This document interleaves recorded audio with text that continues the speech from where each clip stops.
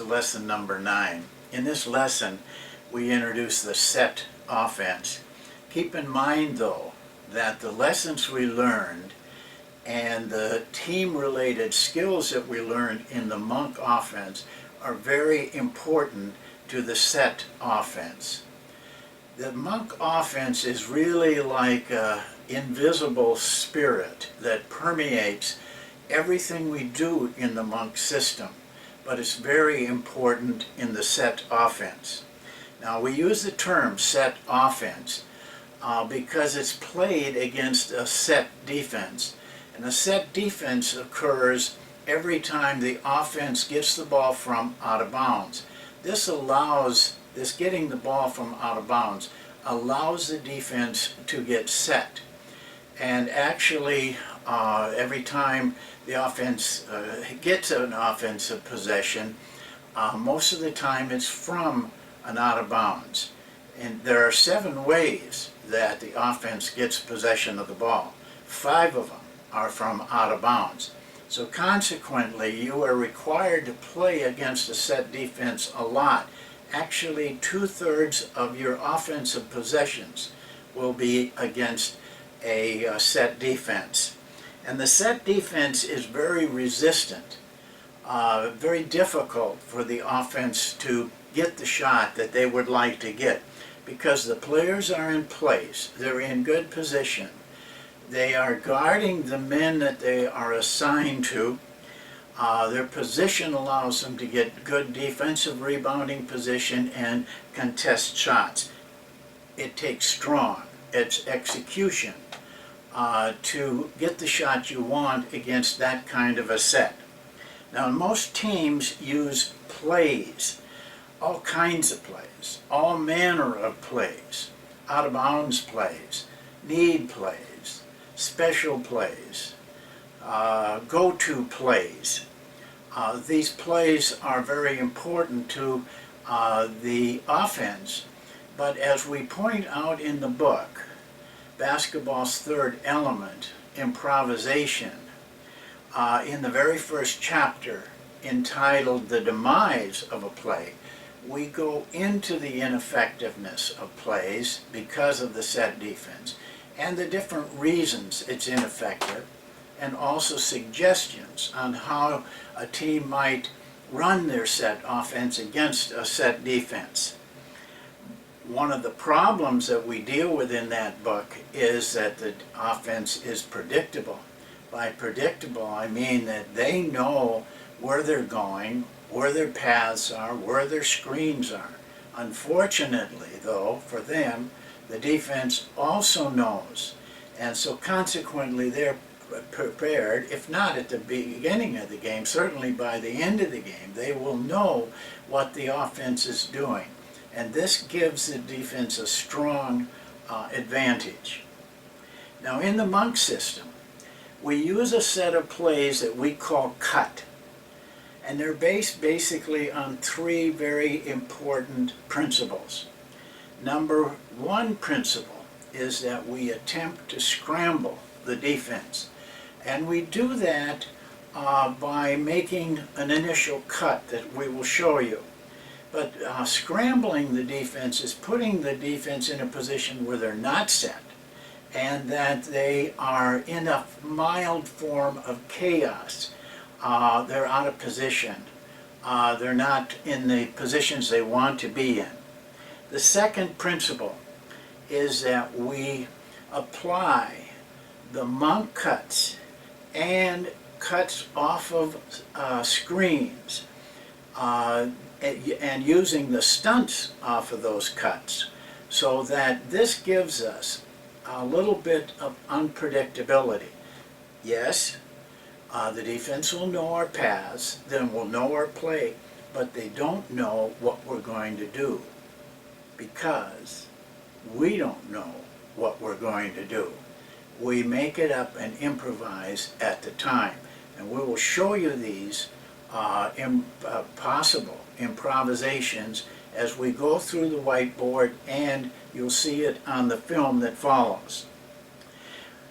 We start with cut 1. It's the very first thing that we teach and introduce in our cut offense. And I'd like to show you initially this on the whiteboard. I think it will help you to be prepared for the film so that you are carefully watching the various parts of the film. And we do it on the board here. I have the plays drawn up so it takes a little less time. But the important thing is, of course, that we start in the same offensive setup that we do in the monk offense. This gives us a little bit of unpredictability also, because they are used to seeing the monk offense from here, but they're not prepared for the cut one. So one has the ball, and the two guards are out here. We always have a two-guard front, and the two wingmen will be breaking into a high position. The high post man is always on the side of the ball. One, in this case, has the ball and delivers a pass to 4 and cuts. Of course, this is exactly what we do in the monk offense. And this starts the process of scrambling the defense. This is a difficult cut to defend with one person. Normally, the defense has to make some kind of adjustment to protect that person. That adjustment starts to get them into scramble. Now, after the cut, though, we go into the play part of it, and this is prescribed. The high post man, after the cut, moves over and sets a screen. It's really on about the top of the key. A weak side guard, number 2 in this case, takes his man in and comes off of that screen. There's a reason for this. The reason is that cut 1 depends on the ball coming back to him, back to the wing. This gives us our rhythm. It fulfills our rhythm and starts to give us momentum in the offense. But the defense knows this and will start to overplay that pass. So we need to use that screen and get good at it, and we do get good at it. So now 4 has the ball.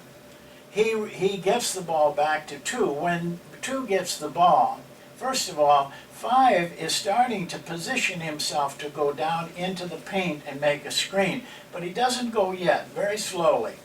3, when he sees 2 get the ball, immediately goes to set that screen, and 1 comes off of that screen to the wing. On this particular aspect, we don't allow stunting.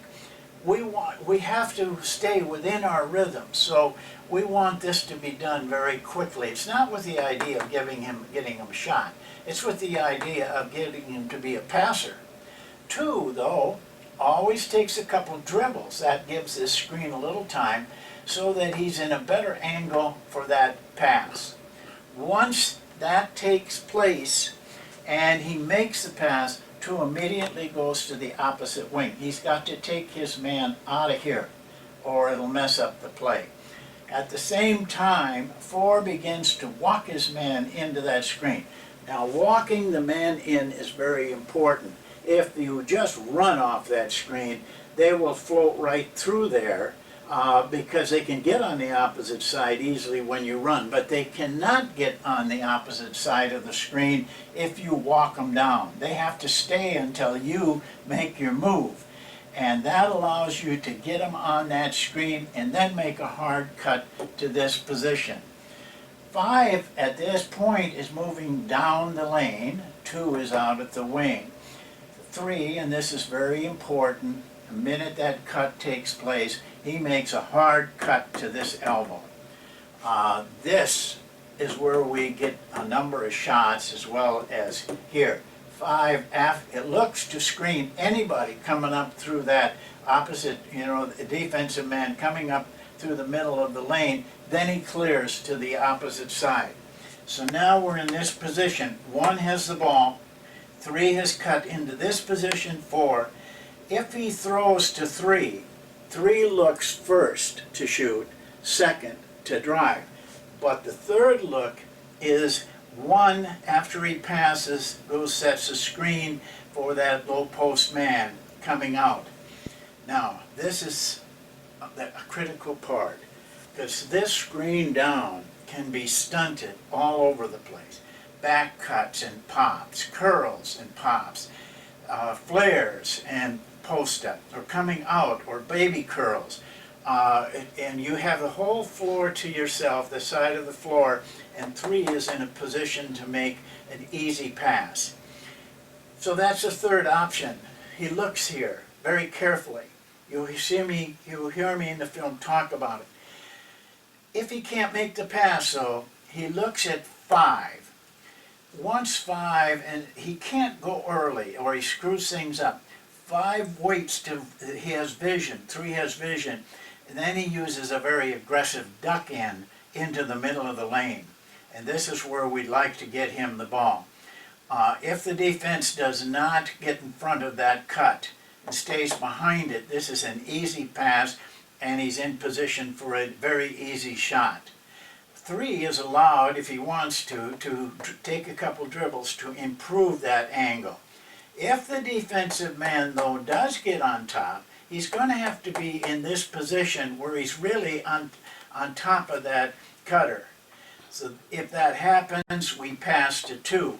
Now, 5 pins that defensive man because he's on the wrong side, and just can hold him there temporarily, but eventually he's going to have to move out if the pass can't be made. But still, he'll be in good position in the post-up. 2 makes that pass, one or the other, and then that 3 and 2 split, which again gives more stunts and provides more unpredictability because they're actually improvising on that screening situation. The last part, the other part, is if they hit the post-up man. Now, most of the time when they hit this cutter, it'll be in here for a layup. But if he doesn't get that layup, he's still in good position to post up. And if one chooses to pass to 4 here, then they run the split that we've learned in the Monk offense. This split is very important, very good. A lot of stunting on that, because you see you got the lane wide open, and it allows 4 to make his own move to the basket, which is, you know, a very good place to have the ball. Now that's the technique of cut 1. But what you'll see now is how players actually run it.